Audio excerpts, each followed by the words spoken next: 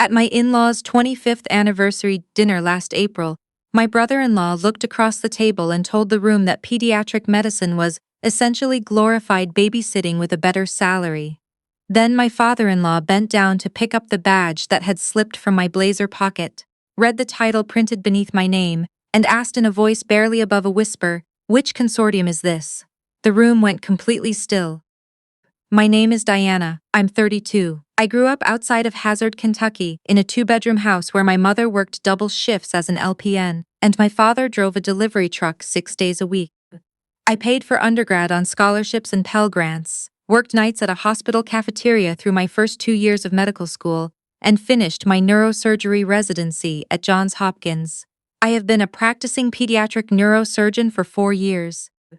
For the past 18 months, I have also chaired the Greater Northeast Pediatric Surgical Procurement Consortium, a board that oversees purchasing decisions for 11 major children's hospitals across the Northeast and controls approximately $58 million in annual medical device acquisitions.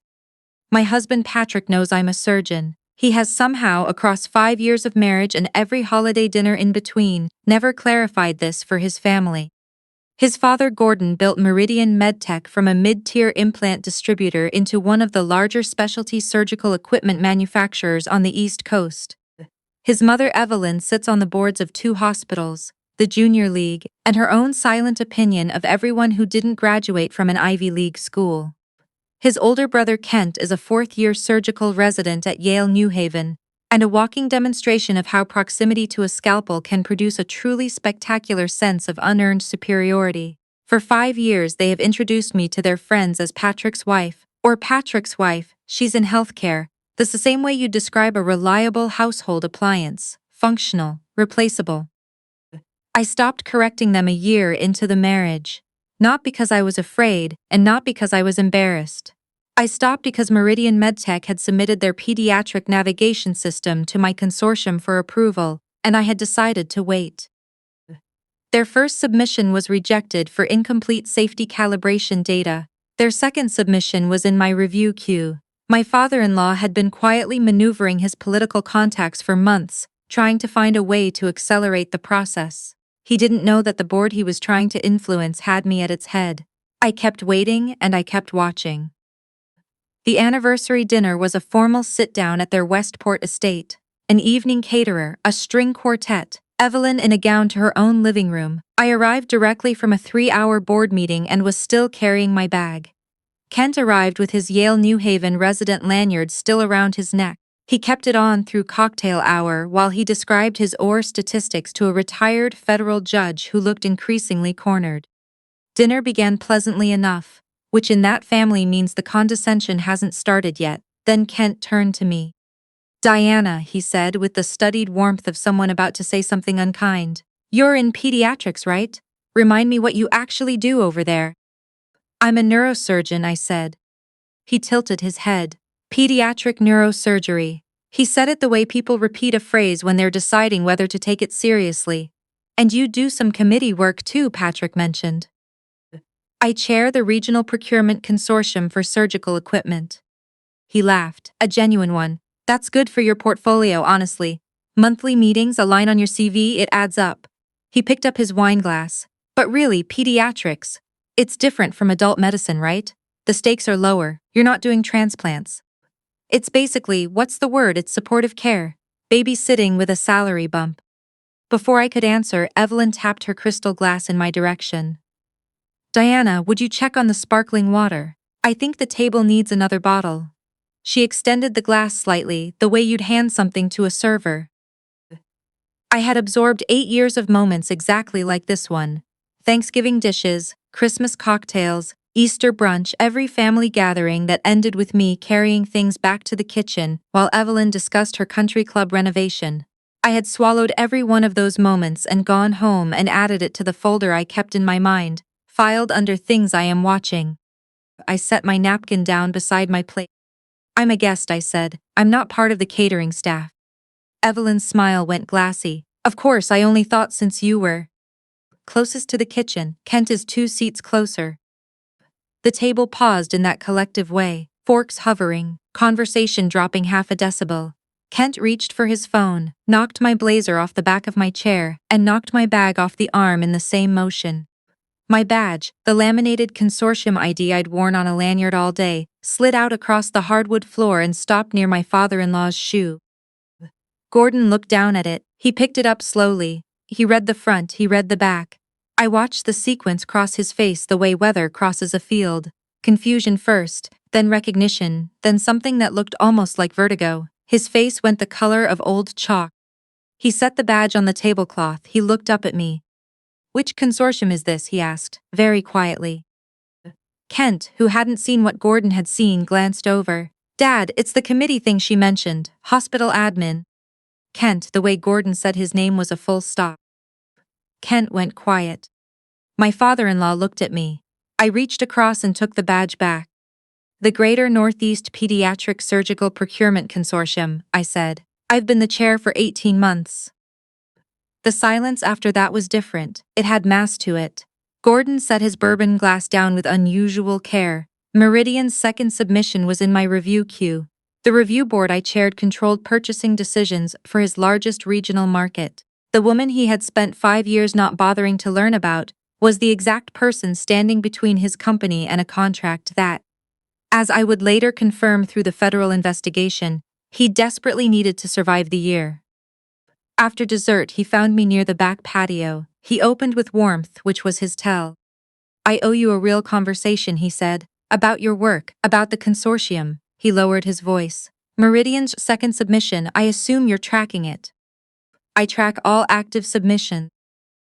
The first rejection set us back significantly. If the second review doesn't go favorably, we're looking at a restructuring that affects a lot of people.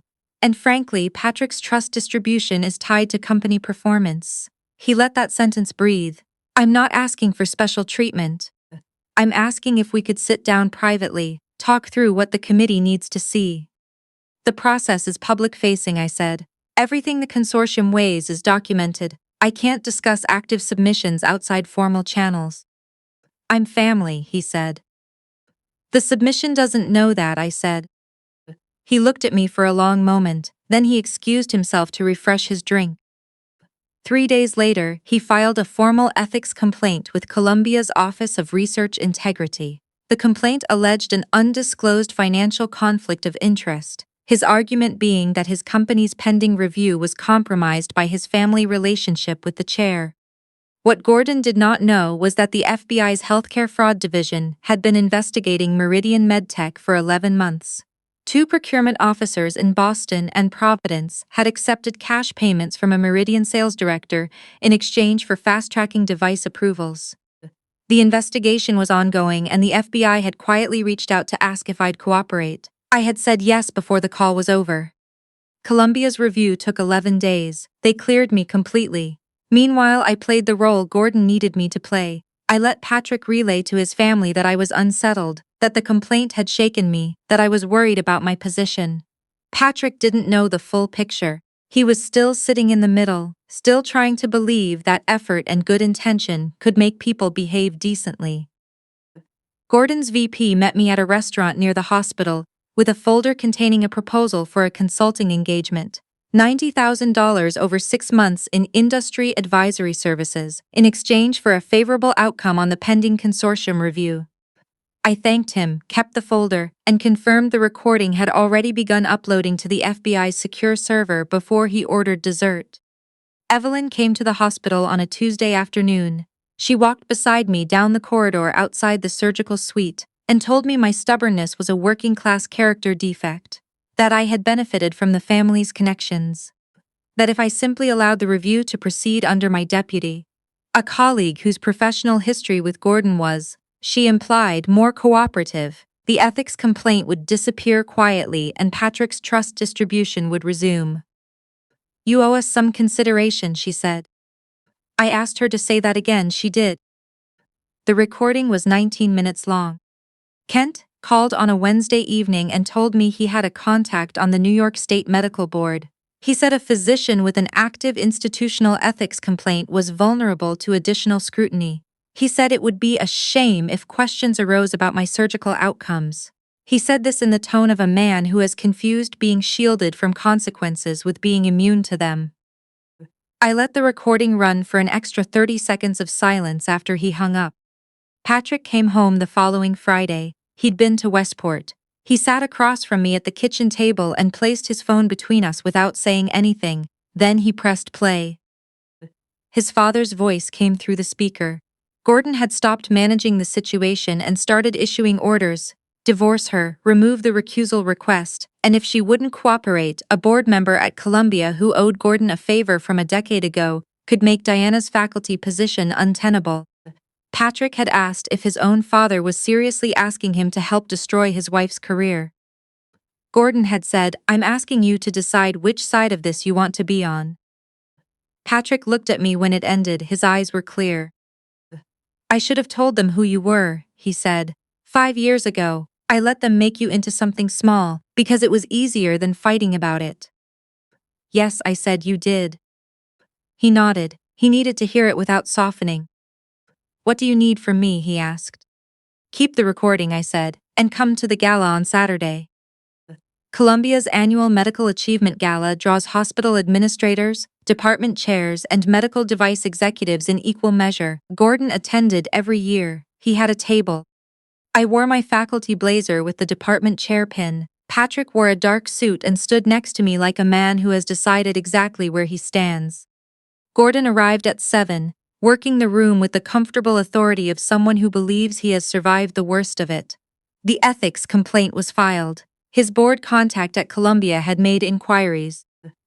The consortium review had shifted to my deputy during the compliance investigation, which was proceeding exactly as he'd arranged.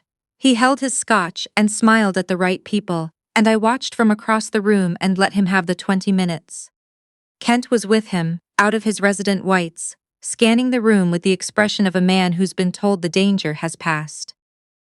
When I walked toward them, Kent spotted me first. He turned to the woman beside him and said, quietly but not quietly enough, "That's my brother's wife. She had some trouble with her ethics review earlier this year. Rough stretch for her, casual.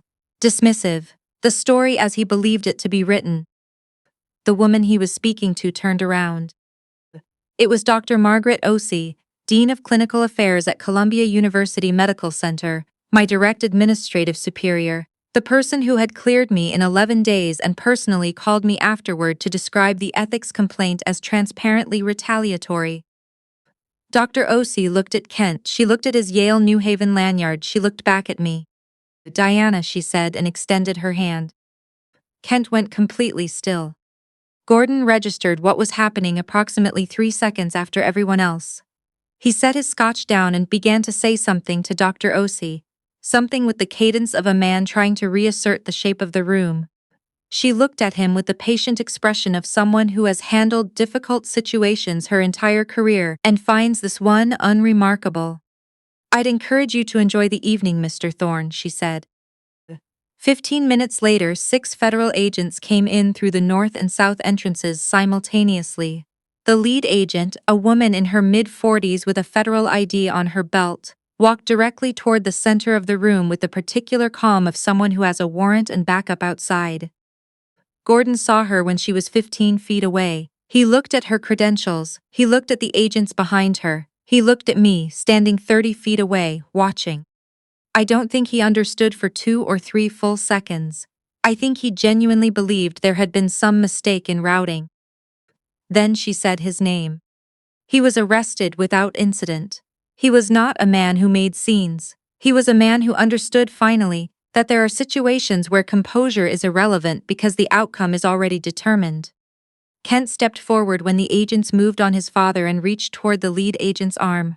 A second agent materialized at his elbow. Kent stepped back. Evelyn came across the room at a run. She reached Gordon before an agent could intercept and grabbed his arm and said his name twice in a rising pitch that cut through the entire room. When the agent stepped between them, she turned. She found me. She said things that I'll reduce here to their essential structure. That I had orchestrated this. That I had destroyed her family out of resentment for their wealth. That I was exactly what she had always known me to be. An interloper from nowhere who had spent 5 years waiting for an opportunity to take something that wasn't mine. I let her finish. You handed me every piece of evidence I needed, I said. The VP across a restaurant table, you in a hospital, corridor Kent on a recorded phone line. You were so certain I was small enough to manage that you said everything out loud. I just made sure the right people were listening. Security moved her to the side. She was escorted from the gala, not in handcuffs. Her separate legal matter was being handled by the U.S. Attorney's Office, but without her husband, without her composure, and without the audience she had assumed would remain hers. Kent left before anyone could speak to him. He left so quickly he left his drink on a table. Patrick stood beside me through all of it, without touching me unnecessarily or performing emotion for the crowd. He just stood there, which was exactly what I needed. Gordon pleaded guilty in January: federal healthcare fraud, bribery of procurement officials, conspiracy to obstruct. 9 years, restitution of $4.2 million. Meridian MedTech filed for bankruptcy in the spring. The Westport estate, purchased partly through funds reclassified as corporate expenses, was seized as part of the proceeding.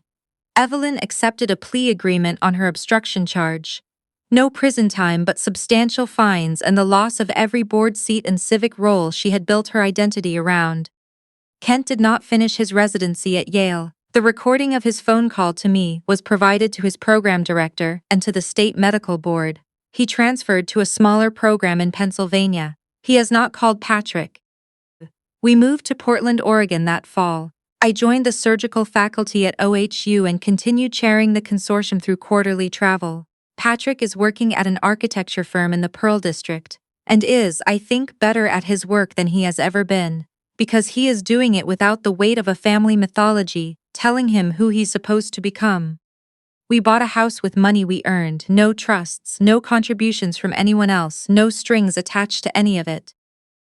Last March, at a device conference in Seattle, a man in an expensive suit recognized Patrick's last name and asked whether his father might be interested in a product introduction. Patrick looked at him for exactly 1 moment. My father is currently serving a federal prison sentence, he said. But if you have a device submission, you'll want to speak with my wife. He gestured toward me. She chairs the procurement consortium, she'd be the one to call. The man looked at my badge, he did the arithmetic, he excused himself. I watched him leave and felt none of the things I had expected to feel. Not triumph, not the residue of old anger, not the particular grief of all those years of being called Patrick's wife by people who thought that was the full measure of me. I felt nothing, the clean, uncomplicated nothing of a person who is exactly where she chose to be, standing on ground she built herself. Patrick handed me a glass of water, I took it. The people who tried to make you small will always tell you that endurance is weakness, and that silence means you have nothing to say. What they don't understand is that some of us are quiet because we are paying very close attention, and because we have learned that arrogance, left entirely to itself, will always eventually hand you exactly what you need.